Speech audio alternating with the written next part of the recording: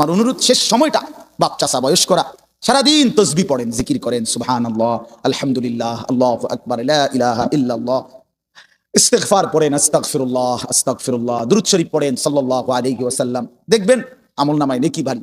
আল্লাহই তো আপনারে দয়া করছে যে এখন ছেলে রোজগার করে, আল্লাহর রহমতে সংসারে বাজার সাজার সদাই মোটামুটি একটু আমনের বোঝা কমছে, এটা আল্লাহর পক্ষ থেকে ইহসান না? তা আপনি এখন এই সময়টা কাজে লাগান। আল্লাহ আপনার একটু সুযোগ দিছে, আপনি দিয়ে বইয়ে বইয়ে কাল সাদোয়ানে গপ মারেন, এটা কেমন অভ্যাস? এই জন্য আমি চাচাদেরকে বললাম, যুবক ভাই তোমাদের জন্য শেষ কথা হলো, নওজোয়ান সাথী আবারও বলছি, ইনশাআল্লাহ তোমরা যদি সঠিক সিদ্ধান্ত এখন নিতে না পারো, মনে রাখো আগামী দিনে ইমানের যুদ্ধে ইসলামের পক্ষে তুমি আগাইতে পারতাম। তো প্রথম যখন ইসরাফিল ফু দিবে বললাম সব ভাঙ্গা চুরা শেষ, মাটির নিচে চলে যাবে। দ্বিতীয়বার আবার আল্লাহ তাআলা একটা নির্দিষ্ট সময় পরে আল্লাহ বলবেন আবার ফু দাও, তো আবার ফু দিলে ইসরাফিল জমিনে আবার ভূমিকম্প শুরু হবে। এবার জমিনের তলদেশে ওই আদম আলাইহিস সালাম থেকে নিয়ে এই পর্যন্ত কিয়ামত পর্যন্ত যত কিছু মাটির নিচে সব মাটির উপরে উঠে আসবে। যত কিছু বুঝেন নাই, মানে শুধু মানুষ না, যত কিছু, যত মাটি ছাড়া যত কিছু একে সব উপরে আসবে। হীরা মণি মুক্তা স্বর্ণ রৌপ্য টাকা পয়সা ধন দৌলত অর্থ সম্পদ সব, হ্যাঁ এটাই হাদিস, সব মাটির উপরে উঠবে। ইজা জুলজিলাতিল আরদু জিলজালাহা, আল্লাহ বলেন দ্বিতীয় ফুৎকারে যখন জমিনে ভূমিকম্প হবে, ওয়া আখরাজাতিল আরদু আসকালাহা, জমিন তার তলদেশ থেকে সব কিছু উপরে উঠাই দিবে। উপরে উঠাই দিলে আশ্চর্যের কথা হলো, নবীজি বলছে টাকা পয়সা অর্থ সম্পদ স্বর্ণ রৌপ্য এগুলো কথা বলবে। বিশ্বাস করে এগুলো কথা বলবে। কি কথা বলবে? সমস্ত নাফরমান পাপীদেরকে, এই অবৈধ সম্পদ উপার্জনকারীদেরকে ডাক দিবে। হাদিসে আছে, নবীজি বলছে এই টাকা পয়সা অর্থ সম্পদ মাটির উপরে স্তূপ, স্বর্ণরৌপ্য হাসরের মাঠ, তো এরা ডাকবে, স্বর্ণই ডাক দিবে আর কি, রৌপ্যের খনি ডাক দিবে, এই না সারিক, চোর তুই কই, এদিকে এদিকে, এই ডাকাত এদিকে, সুদখোর হারামখোর কিস্তিখোর এদিকে, তোর বহুত টাকা দরকার ছিল, এখন নে যা লাগবে এখন, হারামখোর এখন নে।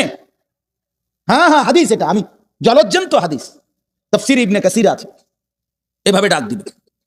আল্লাহ রাসূল বলেছে স্বর্ণরৌপ্য টাকা পয়সা ডাক দিবে, আইনা কাতিউ রাহমিন, হে আত্মীয়তার সম্পর্ক ছিন্নকারী এদিকে, এই বেঈমান এদিকে, আপন চাচার সম্পদ, ভাইয়ের সম্পদ, বোনের সম্পদ, ফুফুর সম্পদ, স্ত্রীর সম্পদ বঞ্চিত করছিলি এই দুনিয়ার জন্য, এখন নে, কি পরিমাণ দরকার।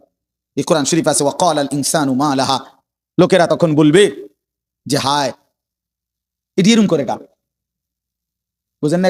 কি ভাই দেখি তা এটি কথা কয়, স্বর্ণরৌপ্য টাকা পয়সা দিয়ে কথা কয়, কি ডাকাডাকি করে, তার মানে কেউ তো আর কিছুই নিবে না, নিবে তুই আর চেহা দিয়া কিনবে, সোরে এখন আর টাকা দিয়ে করবে কি? তো আল্লাহ তাআলা বলেন ওয়াকাল আল ইনসানু মা লাহা, মানুষ বলবে হায় এটা কি হলো, এমন করতেছে কেন? আল্লাহ তাআলা বলবেন ইয়াউমা ইদিন তুহাদ্দিসু আখবারাহা, আল্লাহ বলবে বান্দা আসল খেলাটা তো এখন দেখবা, এতক্ষণ তো দেখছো টাকা পয়সা অর্থ সম্পদ কথা বলছে, এখন তোমার পায়ের নিচের জমিন, তোমার পুরা জিন্দেগীর সমস্ত খবর আমি আল্লাহর সাথে কথা বলবো। আমি আপনাদের কারো মনে আসেনি কোন হুজুরের বয়ানে, যেই কোনো হুজুর, আপনারা অনেক সময় অনেক ওলামায়ে কেরাম বলে যে ভাই মনোযোগ দিয়ে বসেন, সবাই বসেন, এই মাটি একদিন হাসরের ময়দানে সাক্ষী দিবে, কয় না এরকম ওয়াজে? এই যে কোরআন শরীফের আয়াত, এই মাটি একদিন সাক্ষী দিবে যে মাওলা আমি মাটির উপরে রাত গভীরে আপনারই বান্দা, আপনার কালাম, আপনার কোরআন, আপনার বন্ধুর হাদিস শুনেছে, এক ফোঁটা চোখের পানি ফেলছে, আপনারে ভয় করছিল, ভয় করছিল, জাহান্নামকে ভয় করছিল। ইয়াউমা ইদিন তুহাদ্দিসু আখবারাহা, আল্লাহ বলে জমিন সব বলে দিবে, রাত গভীরের তাহাজ্জুদের সেজদার কথাও বলবে, রাত গভীরে মোবাইলের উলঙ্গ ছবি দেখার কথাও যুবক বলবে, মদের আড্ডা জুয়ার আড্ডার কথাও বলবে, যে বোন অন্যায় ভাবে ভিন পুরুষের সাথে সম্পর্ক রাখছে তার হারাম সম্পর্কের কথাও জমিন বলে দিবে। বিআন্না রাব্বাকা আওহা লাহা, আল্লাহ নিজেই বলতেছে, কেন বলবে? কারণ আমি আল্লাহ আদেশ করেছি বলে বলবে। জমিন কেন কথা বলবে? কে আদেশ করছে বলে। ইয়াউমা ইদিন ইয়াসতুরুন নাসু আশতাতান লিয়ারাউ আমালাহুম, এরপর আল্লাহ বলেন ফেরেশতারা সব তো শুনবে, সে স্বর্ণরৌপ্য ডাকছে, জমিন কথা বলছে তার বিরুদ্ধে, তার সবকিছু, এইবার ফেরেশতারা তাকে মানুষগুলোকে দলে দলে গ্রুপে গ্রুপে, আশতাতান মানে হলো ভাগ করে দিবে, আর বলবে আগে বাড়ো, সামনে বাড়ো, লিউরাউ আমালাহুম, ওইখানে তোমার আমলনামা দেওয়া হচ্ছে, সেই আমলনামা হাতে নাও, নিজ চোখে দেখো, নিজ চোখে কি দেখো। তখন সে দেখবে। তো কি দেখবে? আমল নামাতে এই আল্লাহ বলতেছেন, ফামান ইয়ামাল মিসকালা যাররাতিন খায়রান ইয়ারাহ ওয়া ইয়ামাল মিসকালা যাররাতিন শাররান ইয়ারাহ। নবীজি সাল্লাল্লাহু আলাইহি সাল্লাম বলছে, আল আয়াতুল জামিআতুল ফাযা, অনন্য অনন্য ব্যতিক্রম ধর্মী কোরআনের পূর্ণাঙ্গ অর্থবোধক। মনে হয় যেন পুরা কোরআন, পুরা দিন, পুরা ইসলাম, আল্লাহ রসুলের সমস্ত কথাকে একসাথে ঢুকাইয়া ফেলছে এই একটা কথা। কোনটা? এই কথা। এটা যেন এক বোতলের মধ্যে সাগর ঢুকাইয়া ফেলছে। আল্লাহ বলছে, বান্দা শুনো, আমল নামা হাতে নিলেই তুমি নিজ চোখে দেখবা তোমার জিন্দিগির এক বিন্দু ভালোটাও, এক বিন্দু মন্দটাও। মিসকালা যাররাতিন খায়রা, মিসকালা যাররাতিন শাররান ইয়ারা। এক বিন্দু, এক নিঃশ্বাস, এক সেকেন্ডের, এক পলকের, এক মুহূর্তের, অথবা মুহূর্তের লক্ষ ভাগের এক ভাগের এক জাররা, এক জাররা লা ওয়াজনা লাহু, একেবারেই সামান্য। এই একদম সামান্য চমকে সামান্য, যা তুমি ভালো করেছো তাও দেখবা, যা মন্দ করেছো তাও দেখবা। কাফা বিনাফসিকাল ইয়াউমা আলাইকা হাসিবা, তোমার হিসাবের জন্য তুমি যথেষ্ট, তুমি নিজেই বুঝবা। ওই ওই দেখবেন আপনার এয়ারপোর্টের মধ্যে লেখা থাকে, বিভিন্ন জায়গার মধ্যে এরো চিহ্ন দিয়া দিয়া লেখাই থাকে, ডান বাম, টয়লেট, মসজিদ, অজুখানা দিয়ে রাখে না। তো এবারে তো নিজেই বুঝে যে ইন্ডিয়া বাথরুম, ইন্ডিয়া অজুখানা, ইন্ডিয়া মসজিদে ঢোকানোর জায়গা। তো আল্লাহ তাআলাই বলবেন, বান্দা আমল নামা হিসাব করিয়া তুমি বুঝবা তুমি কি জান্নাতের দিকে যাইবা না জাহান্নামের দিকে যাইবা। তুমি টের পাইবা, তোমার ফয়সালা তুমি করতে পারবা। কাফা বিনাফসিকাল ইয়াউমা আলাইকা হাসিবা, তোমার হিসাবের জন্য তুমি যথেষ্ট। অতএব রাত গভীরে কষ্ট করছেন, সবাই বসছেন, আমার ওই প্রিয় মোহাম্মদ, ওই যে ওই বহুত মহব্বত করে এই মাহফিলের ডেট নিছে অনেক আগে। তো আমারও আসার সুযোগ হইল, আমিও আসলাম। আমার অনেক মহব্বতের সাথীরা, বন্ধুরা আসছে। আপনাদের জন্য আমি দোয়া করি, আপনারাও আমার জন্য দোয়া করবেন। সবাই মিলে ভালোবেসে, ভাই আমার শেষ কথা এটাই, বয়স্ক বাবা চাচারা, আপনারা আপনাদের এই শেষ সময় কবরের ফিকির করেন। বিড়ি সিগারেটের অভ্যাস যাদের, ছেড়ে দেন বাবা, আমার অনুরোধ, রাগ হইয়েন না। আপনি হিম্মত করলে পারবেন চাচা। বিড়ি সিগারেট আগুন, আগুন কোনো মানুষের প্রিয় হইতে পারে না।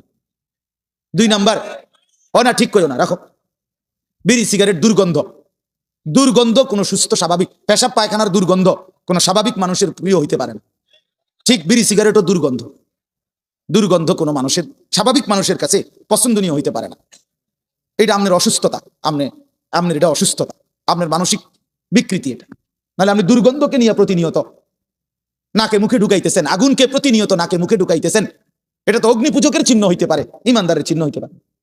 আর আমার একটা কথা শেষ, চাচারা রাগ হইয়েন না, আপনাদেরকে বলি, 60 বছর, 70 বছর, 50 বছর যারা বিড়ি সিগারেট খাইয়া খাইয়া জীবন শেষ করলেন, আচ্ছা কবরে যাওয়ার পরে যদি ফেরেশতা বলে, মনে করেন একটা চিন্তা করেন না, কবরের ফেরেশতা যদি বলে, চাচা আমনে আমি দেখছি আপনি আসলে বুড়া বয়স পর্যন্ত আগুন ছাড়া আপনি থাকতে পারতেন না, সকাল দুপুর বিকাল রাত্রে নাকে মুখে আপনি আগুন ঢুকান লাগতো, আগুন ছাড়তে হইতো। তো যেহেতু আপনি আগুন ছাড়া থাকতে কষ্ট হবে আমিও ভাবছি, এই জন্য ফেরেশতা বলবে, চাচা আপনার সুবিধার্থে আপনার কবরে আগুন লাগাই দিলাম, যেহেতু আপনি আগুন ছাড়া থাকতে কি হবে কষ্ট, এটা মনে করি। তাইলে এখন বলেন, যদি লজ্জা থাকে ছেড়ে দেন, যে বেড়ায় দূরে, হুজুর তুই বেড়া আমার এত বড় কথা করি, যা খাইলাম না। আমি এক জায়গায় মাহফিলে গেছি, এরকম বয়ানের পরে, বয়ানের মধ্যে এক বয়স্ক লোক মাহফিল চলাকালীন অবস্থায় এই বলতেছে, আজগা বিড়ির জান শেষ, আজগা বিড়ির জান শেষ। তো ছেড়ে দেন, এটা একটা ফালতু অভ্যাস, চা দোকানের আড্ডা, টেলিভিশন নাটক সিনেমা দেখার আড্ডা, ছেড়ে দেন। আমার অনুরোধ, শেষ সময়টা বাপ চাচা বয়স্করা সারাদিন তসবিহ পড়েন, জিকির করেন, সুবহানাল্লাহ, আলহামদুলিল্লাহ, আল্লাহু আকবার, লা ইলাহা ইল্লাল্লাহ, ইস্তিগফার পড়েন, আস্তাগফিরুল্লাহ আস্তাগফিরুল্লাহ, দুরূদ শরীফ পড়েন সাল্লাল্লাহু আলাইহি ওয়াসাল্লাম। দেখবেন আমলনামায় নেকি ভারী। আল্লাহই তো আপনারে দয়া করছে যে এখন ছেলে রোজগার করে, আল্লাহর রহমতে সংসারে বাজার সাজার সদাই মোটামুটি একটু আমনের বোঝা কমছে, এটা আল্লাহর পক্ষ থেকে ইহসান না? তা আপনি এখন এই সময়টা কাজে লাগান, আল্লাহ আপনার একটু সুযোগ দিছে, আপনি দিয়ে বইয়ে বইয়ে কাল সাদোয়ানে গপ মারেন, এটা কেমন অভ্যাস? এই জন্য আমি চাচাদেরকে বললাম, যুবক ভাই তোমাদের জন্য শেষ কথা হলো, নওজোয়ান সাথী আবারও বলছি, ইনশাআল্লাহ তোমরা যদি সঠিক সিদ্ধান্ত এখন নিতে না পারো, মনে রাখো আগামী দিনে ইমানের যুদ্ধে ইসলামের পক্ষে তুমি আগাইতে পারতাম। যদি তুমি চরিত্রহীন হও, নষ্ট হও, নারী, নেশা, মদ, জুয়া, মোবাইলের অশ্লীলতা, বেহায়াপনা, এটাই যদি তোমার জীবন হয়, এজন্য আমি হাত জোর করে অনুরোধ করলাম, তোমরা নওজোয়ান সাথী নামাজ পড়ো, পারবা তুমি, তুমি হিম্মত করলেই পারবা ইনশাআল্লাহ, তুমি চেষ্টা করলেই পারবা। তুমি যদি সিদ্ধান্ত নাও। এবছর আমার মাহফিল ছিল নভেম্বর মাসে চট্টগ্রাম সন্দ্বীপে, একটা দ্বীপ এলাকা, স্পিড বোট দিয়া বঙ্গোপসাগর পার হইয়া যাইতে হয়, প্রতি বছরই আমি যাই সেখানে। গত বছর 4-5টা ছেলে স্কুল কলেজ পড়ুয়া, ওরা সিদ্ধান্ত নিছিল তাদের এলাকায় তারা ফজরের নামাজের সময় তাদের বন্ধু বান্ধবদেরকে উঠাবে ফজরের জামাতে জন্য। ছেলেগুলো আমার এবার মাহফিল করছে, তারা ফজরবাদ মাহফিল, তাকে মাহফিলে হইছে ফজরবাদ, মানে আমি রাতে যে প্যান্ডেলে ওয়াজ করছি ওই প্যান্ডেল তারা আবার হ্যাগো থেকে কইয়া লইছে ফজরের পরের জন্য, বুঝছিনি, মানে এইটাই হ্যাগো প্যান্ডেল, তবে হ্যাগো মাহফিল হবে কখন? ফজরবাদ, ফজরবাদ। তো আমি তো রাত্রে ওইখানে থাকতে হয়, কারণ রাতে স্পিড বোট দিয়ে আসা যায় না, সিস্টেমে থাকতে হয়। ফজরবাদ তারা আম করে শুনাইছে আমার সামনাসামনি, যে এই 4-5টা ছেলে একটা বছর মেহনত করে আল্লাহর দয়ায়, যুবক কি না পারে আলহামদুলিল্লাহ, 4,500-এর মতো ছেলে তাদের হিসাবে এখন কিশোর তরুণ যুবক প্রতিদিন ফজরের নামাজ জামাতে পড়ে। কি কোন রফিক ভাই, কি আজীব কথা বলেন, কি ফিকির। তাহলে এক নওজোয়ান হিম্মত করলে অনেক কিছু করতে পারে। এই সমাজে যদি ছেলেগুলো নিয়ত করে ঘরে ঘরে মদ জুয়া ঢুকাই দিবে, পারবে। যুবক চাইলে এটাও পারবে, যুবক চাইলে চরিত্রহীনতার সয়লাভ ভাষায় দিতে পারবে। আবার যুবক যদি চেষ্টা করে তাহলে প্রতিটা ঘরে ঘরে আল্লাহর কোরআনও পৌঁছায় দিতে পারবে।